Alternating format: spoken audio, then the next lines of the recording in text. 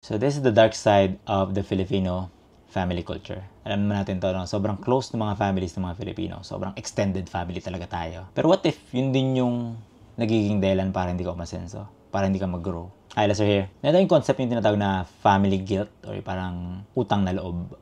Kasi pinanganak ka, kasi pinalaki ka, kasi pinag-aaral ka. Mapang malaki ka na, nakatapos ka ng pag-aaral, may trabaho ka na, yumaman ka na, nakalimutan mo na kami. Mga breadwinners, minsan may mga obligasyon ka na parang nakadisguise siya as love. Pero totoo, ikaw yung hirap na. It's an emotional debt passed as respect. Tapos nakakreate siya ng toxic dependency. Since successful ka, lahat may balato, lahat may part, lahat may cut. End up, hindi ka mapag-ipon kasi laging may pautang, laging may kasali dapat. Walang katapusang utang na loob.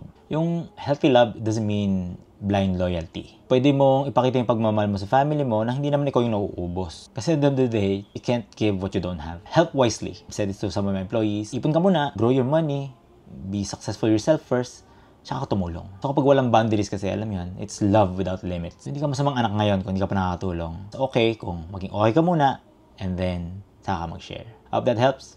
See you in the next one. Bye.